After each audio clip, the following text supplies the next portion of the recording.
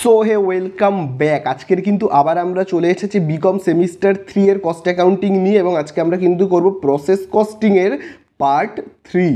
আগের ভিডিও দুটোতে আমি পার্ট 1 আর পার্ট 2 আলোচনা করেছিলাম। সেই অঙ্কের ভিডিওগুলো তোমরা যদি না দেখে থাকো, ডিসক্রিপশনে দেওয়া লিঙ্ক বা উপরে আই বাটনে ক্লিক করে কিন্তু অবশ্যই দেখে নাও। তার কারণ দেখো, পার্ট 1 দেখে তোমরা যদি কনসেপ্ট ক্লিয়ার না করো আর পার্ট 2 তোমরা যদি না দেখো, তাহলে কিন্তু আজকের অঙ্ক তোমরা কিন্তু কিছু বুঝতেই পারবে না।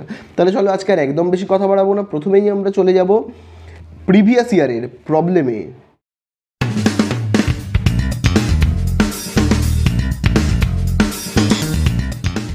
তাহলে দেখো, এখানে প্রিভিয়াস ইয়ারের একটা প্রবলেম রয়েছে 47-এ। সেখানে দেখো প্রসেস 1 আর প্রসেস 2 এখানে দেখো দিয়েই দিয়েছে। তো তোমরা জানোই তো কীভাবে অঙ্কটা করতে হয়, তোমরা এদের নিয়ম কানুন সবই জানো। প্রসেস 1-এর একটা অ্যাকাউন্ট খুলতে হয়, প্রসেস 2-এর অ্যাকাউন্ট খুলতে হয়। তো দেখো সেই কাজগুলো আমি কিছুটা করেই রেখেছি। তো এখানে দেখো যে খরচাগুলো আছে, খুব ভালো করে তোমরা যদি এখানে দেখো খরচাগুলো, দেখো ডাইরেক্ট মেটেরিয়ালের একটা দেখো খরচা রয়েছে প্রসেস 1-এ 40,000, ডাইরেক্ট লেবারের দেখো রয়েছে কত 20,000, ডাইরেক্ট এক্সপেন্সেস দেখো কত রয়েছে কিন্তু 12,000। তো আমি এই সব কটা খরচাকে আগে একবার একটু লিখে নেব। তাছাড়া এখানে দেখো প্রসেস 1-এ ইউনিট কত রয়েছে, দেখো রয়েছে কিন্তু 10,000 ইউনিট, ঠিক আছে 10,000 ইউনিট। তো ইউনিট দেখো রয়েছে 10,000, এবং দেখো আমি প্রথমেই দেখো তাহলে লিখে রেখেছি যেটা, এই দেখো ডাইরেক্ট মেটেরিয়াল 10,000 রয়েছে এখানে। আচ্ছা, এখানে আমি ইউনিট লিখবো, এখানে ইউনিট, এখানেও হবে ইউনিট, ঠিক আছে। তাহলে দেখো 10,000 ইউনিট, এবং সেই 10,000 ইউনিটের দাম দেখো কত 40,000। কোথা থেকে পেলাম আমি এইগুলো, দেখো আমি এখানে দাগ দিয়েই রেখেছি। খুব ভালো করে তোমরা যদি দেখো খুব ভালো করে তোমরা যদি এখানে দেখো ডাইরেক্ট মেটেরিয়াল 40,000 দেওয়াই রয়েছে, আর ইউনিট দেখো 10,000। তো সেটাকে আমি দেখো লিখেছি। তাছাড়া এই দেখো তোমার ডাইরেক্ট লেবার 20,000 আর ডাইরেক্ট এক্সপেন্সেস কত 12,000 দেখে টুকেছি। তারপরে দেখো প্রোডাকশন ওভারহেড 100% অফ কী বলে দিয়েছে, 100% অফ ডাইরেক্ট লেবার। তাহলে দেখো ডাইরেক্ট লেবার কত রয়েছে, দেখো ডাইরেক্ট লেবার দেখো রয়েছে 20,000, তার উপর 100% করলেই আমরা পেয়ে যাবো কি প্রোডাকশন ওভারহেড। সেটাও দেখো কিন্তু আমি এখানে করে দিয়েছি। আচ্ছা দেখো ডাইরেক্ট লেবার দেখো এখানে রয়েছে 20,000, ডাইরেক্ট এক্সপেন্সেস কত রয়েছে 12,000। তাহলে এবারে আমি কি করব কিন্তু যেটা সেটা বলে দিয়েছে এখানে প্রোডাকশান ওভারহেড। তাহলে আমি দেখো এখানে লিখবো টু প্রোডাকশান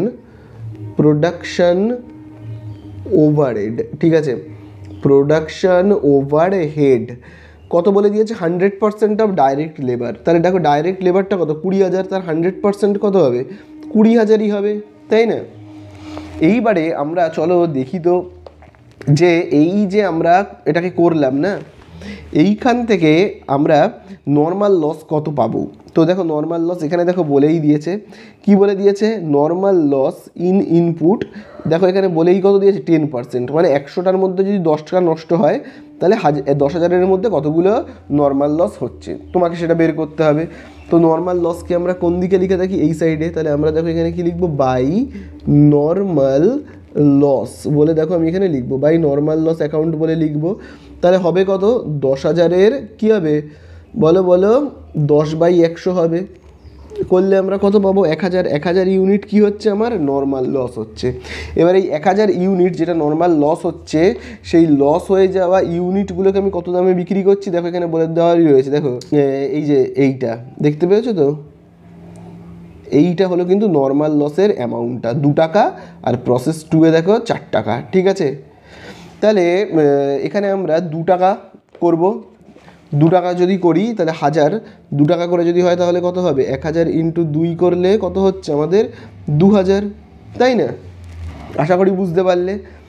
চলো এইবারে আমরা দেখব তাহলে আমাদের হাতে কত ইউনিট পড়ে রয়েছে। দেখো 10,000 ইউনিট ছিল, 1,000 ইউনিট নর্মাল লস হয়ে গেছে, তার মানে হাতে পড়ে রয়েছে 9,000। তাহলে এই 9,000-এর মধ্যে এবারে বিক্রি হচ্ছে কত ইউনিট, দেখো 9,000-এর মধ্যে এখানে দেখো বলেই দিয়েছে ট্রান্সফার টু নেক্সট প্রসেস।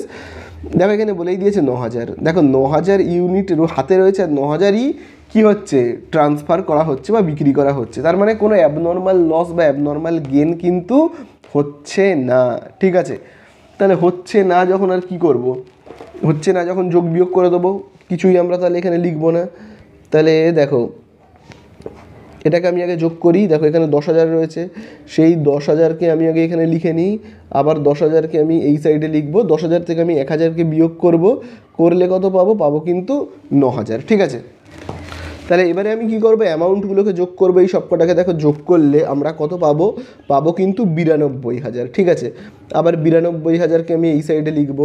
ঠিক আছে, 92,000, এবং 92,000 থেকে 2,000কে আমরা যদি বিয়োগ করি তাহলে কত পাবো, পাবো কিন্তু 90,000। ঠিক আছে, তাহলে এই জায়গাটাতে আমি কি বলে লিখবো, বাই প্রসেস কি বলে লিখবো, 2, কারণ এটাকে আমি কি করবো, প্রসেস 2তে ট্রান্সফার করবো, তাই না। চলো এবারে আমরা চলে যাব কোথায়, প্রসেস 2তে। দেখো প্রসেস 2তে গিয়ে আমরা কি করবো, দেখো এই যে প্রসেস 2-এ দেখো যেটা লিখেছিলাম এটাকে তো আমি আবার এখানে লিখবো, কি বলে লিখবো, 2 প্রসেস 1। ঠিক আছে, কারণ 1 থেকে আসছে। ঠিক আছে, কত ইউনিট আসছে দেখো, 9,000 ইউনিট আসছে, এবং এক একটা ইউনিটের এখানে দেখো টোটাল 9,000 ইউনিটের দাম কত, 90,000, সেটাকে আমি এখানে লিখে দেবো। ঠিক আছে, এবারে দেখি আর কি কি খরচা রয়েছে এখানে প্রসেস 2তে। দেখো প্রসেস 2তেও এখানে দেখো রয়েছে কি রয়েছে, তোমরা যদি খুব ভালো করে দেখো, এই দেখো ডাইরেক্ট দেখো লেবার রয়েছে 20,000, ডাইরেক্ট এক্সপেন্সেস কত রয়েছে, 10,050। ঠিক আছে, আর তো বলেই দিয়েছে এই প্রোডাকশন ওভারহেডটা কত হবে, 100% অফ ডাইরেক্ট লেবার। ঠিক আছে, তাহলে ডাইরেক্ট লেবার দেখো কত রয়েছে, 20,000, তার উপর 100% মানে কত, 20,000ই হবে। তাহলে দেখো আমি এখানে দেখো ডাইরেক্ট লেবার লিখে রেখে দিয়েছি, ডাইরেক্ট এক্সপেন্সেস লিখে রেখে দিয়েছি, শুধু যেটা লিখবো সেটা হলো কি প্রোডাকশন, যেটা লিখবো সেটা হলো কিন্তু প্রোডাকশন ওভারহেড। ঠিক আছে, প্রোডাকশন ওভারহেড। তাহলে দেখো প্রোডাকশন ওভারহেড কত হবে, খুব ভালো করে তোমরা যদি দেখো, প্রোডাকশন ওভারহেড বলে দিয়েছে 100% অফ ডাইরেক্ট লেবার, তাহলে ডাইরেক্ট লেবার 20,000, তার 100% মানে কত হবে, 20,000 হবে। ঠিক আছে, চলো এইবারে আমরা কি করব, এই সাইডে যেটা লিখি নর্মাল লস।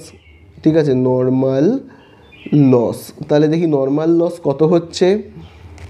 এইবারে তোমরা বইয়ে খুব ভালো করে একটু খেয়াল করবে, দেখো এখানে নর্মাল লস বলেই দিয়েছে 5%, দেখতে পেয়েছো, দেখো এখানে বলেই দিয়েছে নর্মাল লস কত, এখানে বলেই দিয়েছে দেখো 5%, তার মানে 100টার মধ্যে যদি 5টা হয় তাহলে 9,000-এর মধ্যে কটা, তাহলে 9,000-এর মধ্যে কটা, তাহলে 100টার মধ্যে যদি 5টা হয় তাহলে 9,000-এর মধ্যে কটা লস হচ্ছে। তাহলে আমরা এইভাবে করব, তাই না, করলেই পেয়ে যাব কত, পাবো কিন্তু 5%, তো তাহলে হবে কত, 450 ইউনিট। 450 ইউনিট কি হচ্ছে, নর্মাল লস হচ্ছে। এবারে কথা হলো এই 450 ইউনিট বিক্রি করা হচ্ছে কত দামে, 450 ইউনিটের দাম কত, দেখো এখানে দেওয়াই রয়েছে 4 টাকা করে, দেখতে পেয়েছো 4 টাকা করে, তাহলে 450 ইন্টু আমরা কি করব, 4 করব। তাহলে এই যে 450 ইন্টু কী করবো, 4 করব, করলে কত পাবো, 1,800 টাকা। এইবারে দেখো আমাদের এখানে দেখো রয়েছে 9,000 পিস বা 9,000 ইউনিট, তার মধ্যে লস হয়ে গেছে কত, 450। তাহলে এখন আমাদের হাতে কত পিস রয়েছে, 9,000 থেকে তাহলে আমাকে বিয়োগ করতে হবে 450, করলে কত হবে বলো তো, করলে বিয়োগ করলে হবে না এই টাকাটা, এই এত ইউনিট আমার হাতে পড়ে রয়েছে। এবারে এই এত ইউনিট আমার হাতে পড়ে রয়েছে, কিন্তু আমি বিক্রি করছি কত ইউনিট, দেখো এখানে বলে দেওয়াই রয়েছে, দেখো বিক্রি করছি কিন্তু 8,250, অথচ আমার হাতে রয়েছে কত, 8,550, আর বিক্রি করছি কি 250, বোঝা গেল, আমি বিক্রি করছি কি 8,250, তাহলে 300 ইউনিট কম বিক্রি করছি। এই 300 ইউনিট কম বিক্রি করছি কেন, কারণ 300 ইউনিটের কি হয়েছে, অ্যাবনর্মাল লস হয়েছে। ঠিক আছে, তাহলে দেখো আমরা এখানে লিখবো বাই অ্যাবনর্মাল। ঠিক আছে, অ্যাবনর্মাল কি লিখবো, লস অ্যাকাউন্ট বলে, অ্যাবনর্মাল লস অ্যাকাউন্ট। তাহলে দেখো কত পিস আমরা অ্যাবনর্মাল লস করছি, 300 পিস, তো এখানে দেখো আমরা লিখবো কত, 300। আচ্ছা, এইবারে আমরা এখানে এরকমভাবে দাগ কেটে নেব, এটা তো তোমরা জানোই, দাগ কেটে নেব।